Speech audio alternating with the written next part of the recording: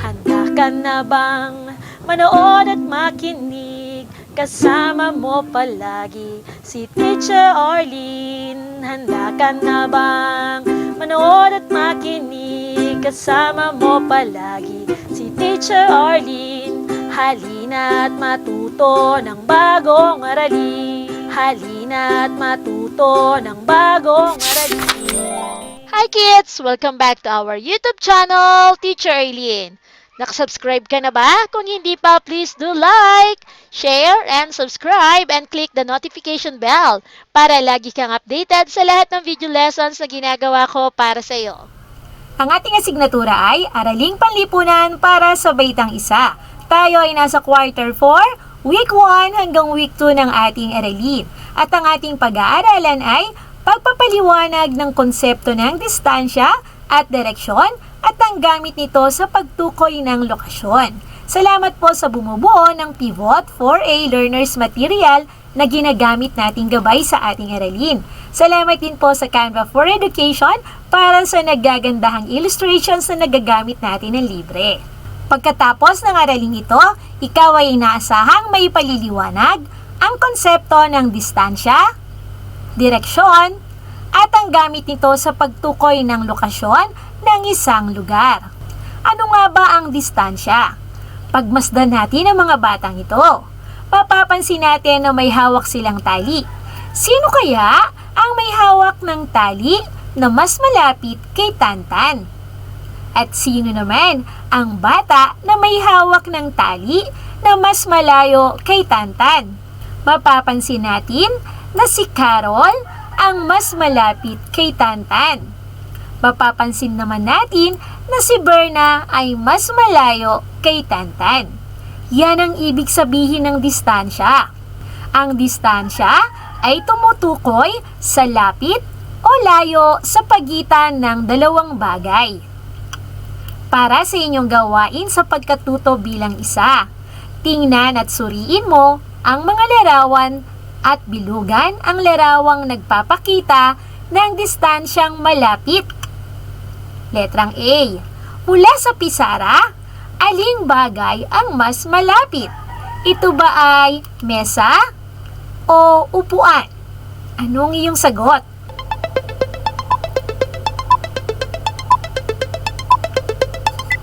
Kung ang sagot mo ay ang mesa, magaling! Mas malapit ang mesa sa pisara, habang ang silya naman o upuan ay mas malayo ng bahagya sa pisara. Letrang B. Mula sa bag, aling bagay ang mas malapit? Ito ba ay ang libro o ang lapis?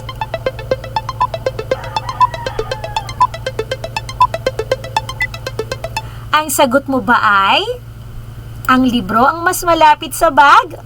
Mahusay ka. Tama ka ulit. Letrang C.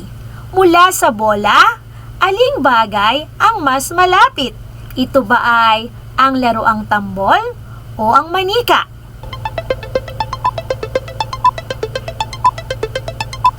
Kung ang sagot mo ay ang tambol ang mas malapit sa bola, magaling! Letrang D. Mula sa t-shirt, aling bagay ang mas malapit?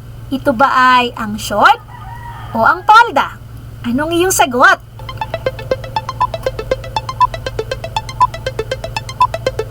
Kung ang sagot mo ay ang short ang mas malapit sa t-shirt, magaling!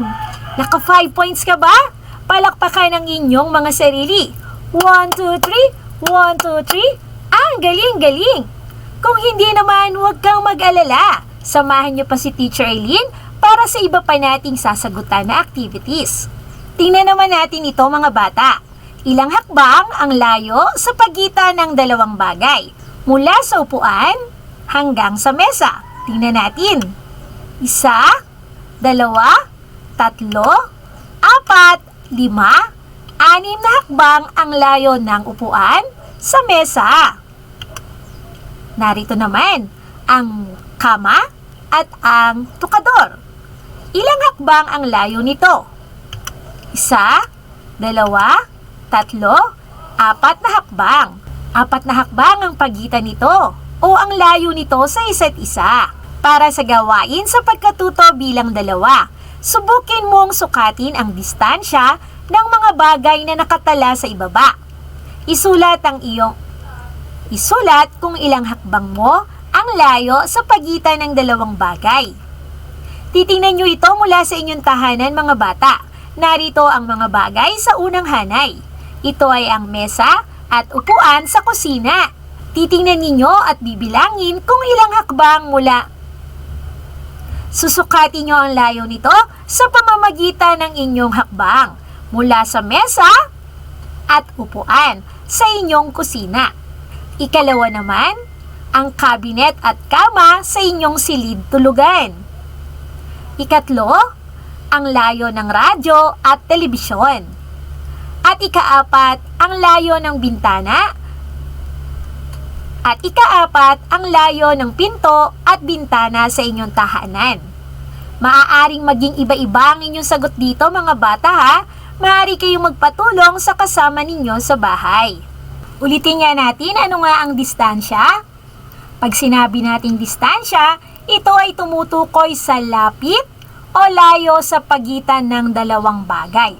Maaaring ito ay malapit o kaya ay malayo. Ano naman ang lokasyon? Ang lokasyon naman ay tiyak na kinalalagyan o eksaktong kinalalagyan ng isang bagay o pook. Halimbawa nito ay kanan, kaliwa, taas, baba, at harapan. Natatandaan mo pa ba? Ang direksyon sa itaas, ibaba, kanan, at kaliwa. Ulitin natin. Itaas, ibaba, kanan, at kaliwa. Para sa gawain sa pagkatuto bilang 3, pag-aralan ng larawan sa ibaba at sagutin ang sumusunod na tanong. Sa ibaba ng ilaw, ano-ano ang mga bagay na malayo ang direksyon sa isa't isa? Pagmasdan nating mabuti ang nasa larawan. Ang kama at ang pintuan ay malayo sa isa't isa. Isulat natin. Sabayan nyo ako, ha? Kama at pintuan. Ang kama at pintuan ay malayo sa isa't isa. Ano ba kaya? Unan at ito ang unan at ang orasan.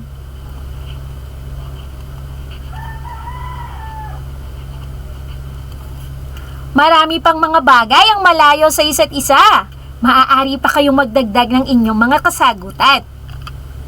Ikalawang bilang, saan ang lokasyon ng orasan? Ito ba ay nasa itaas? Nasa ibaba? Nasa kaliwa? O nasa kanan? Ano ang inyong sagot?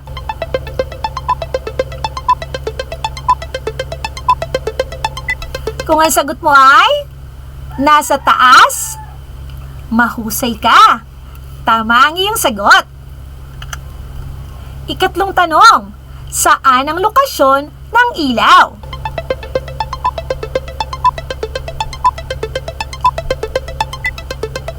Kung ang sagot mo ay nasa taas, magaling.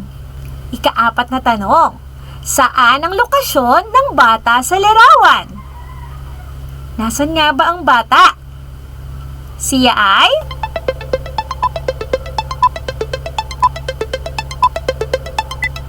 Baka kayo malito rito, ha? Pagmasdan natin. Mula sa kama, nasaan kaya ang bata? Nasa kanan ba o nasa kaliwa? Kung ating pagmamasdan, ito ang magiging kaliwa. Kaliwa dahil ito ay nakaharap sa atin. At ito naman ang magiging kanan kung ito ay nakaharap sa atin. Ngunit ito ay larawan, kaya ang kaliwa ang siyang magiging kanan kanan ang siyang magiging kaliwa. Pagmasdan natin, nasaang direksyon ang bata? Nasa kanan o nasa kaliwa? Anong inyong sagot?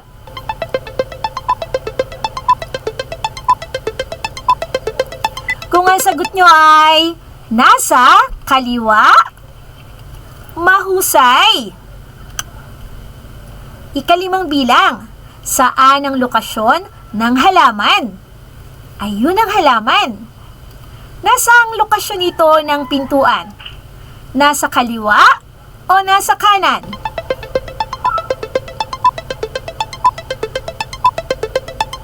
Oops, huwag malilito. Kung ito ay nakaharap sa atin, ang halaman ay nasa kaliwa. At ang pintuan naman ay nasa kanan. Ngunit katulad ng bata at kama, ito ay larawan. Kaya ang kaliwa ay magiging kanan. At ang kanan ang siyang kaliwa. Ngayon, nasaan nga bang lokasyon ang halaman? Kung ang sagot mo ay nasa kanan, magaling. Naka 5 points ka ba? Kung opo, palakpakan muli ang inyong mga sarili. 1, 2, 3. 1, 2, 3. Wow! Ang galing-galing! Para sa gawain sa pagkatuto bilang 4, pag-aralang mabuti ang larawan. Sagutan ng mga tanong sa ibaba. Tingnan natin ang batang ito. Siya ay nasa anong bahagi ng kanilang tahanan? Siya ay nasa kusina. Makikita natin na mayroon ditong aparador, lutuan o kalan, baso, pichel, bata, cake at mesa. Unang tanong, ano-anong mga bagay ang nasa harapan ng bata? Ano-anong inyong nakikita?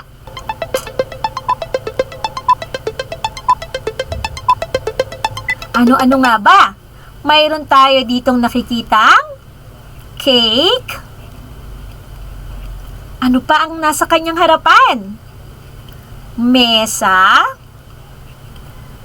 At pinggan. Pinggan ng cake. At ano pa kaya? Meron ding platito na ng hiniwang cake. Ayan. Ikalawang tanong. Ano-ano naman ang mga bagay na nasa kanyang likuran? Tingnan natin.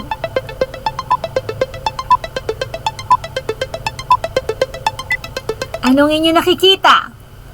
Meron ditong cabinet. Ano pa? Baso. Ano pa kaya?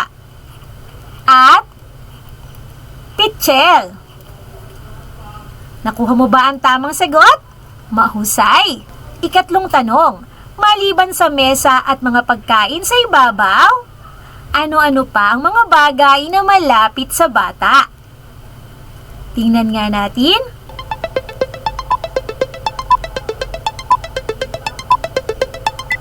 Okay, malapit sa kanya ang kalan at kaserola. Magaling! Ika-4, ano-ano naman ang mga bagay na malayo sa bata?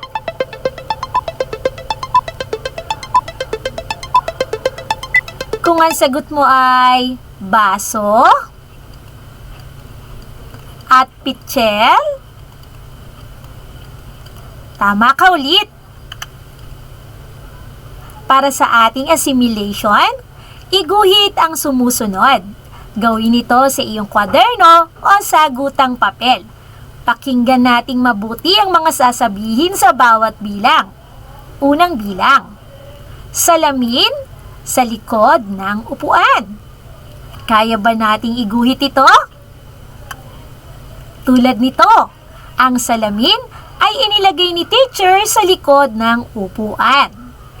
Ikalawa, mesa sa harap ng upuan. ilagay natin sa harapan ng upuan ng mesa. Ikatlo naman, ilaw sa itaas ng upuan. Ayun, nakita nyo ba ang ilaw? Ikaapat, carpet sa ibaba ng upuan. Ayun. At ikalima, cabinet sa kanan ng upuan. Dahil ito ay nakaharap sa atin, ang kaliwa ang magiging kanan at ang kanan ang magiging kaliwa. Binabati ko kayong lahat mga bata dahil matagumpay nyo nang natapos ang ika-una at ikalawang linggo ng ating aralin para sa quarter 4. Maraming salamat sa panonood at pakikinig.